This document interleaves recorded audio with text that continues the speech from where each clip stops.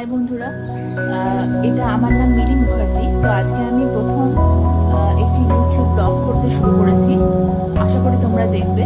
তো আমার এই ব্লগটার নাম হচ্ছে Diwali blog. Okay, it's based on Diwali only, দিওয়ালিরই ব্লগ করছি। সবাই ঘুরতে যাওয়া, বেড়াতে যাওয়া, দিওয়ালি সেলিব্রেশন এইগুলো নিয়ে ব্লগ করে। তো আমার ব্লগের উদ্দেশ্যটি হচ্ছে যে কিভাবে তোমরা, যদি খুব কম স্পেস থাকে, কারণ আমার থাকার জায়গাটি, আমার ফ্ল্যাটের জায়গাও খুবই কম স্পেস।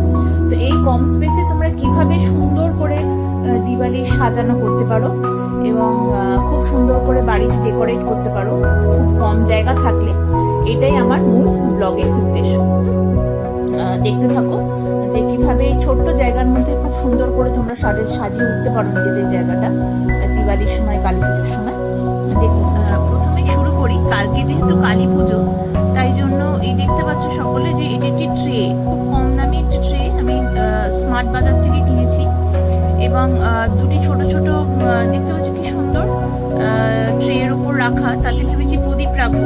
ওটাতে তুমি মানে স্মার্ট বাজার থেকেই আমি কিনেছি এই ছোট ট্রেটি।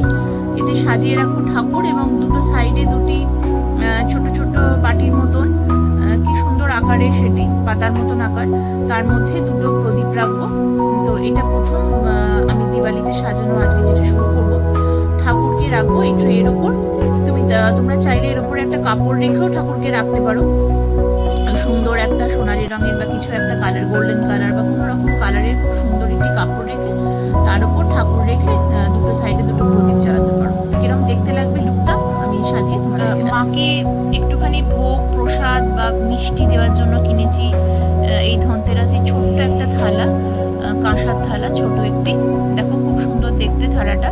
এটাতে মাকে দেবো, মাকে প্রসাদ, মিষ্টি প্রসাদ বা কোনো রকম ফল কেটে কালী মাকে দেব।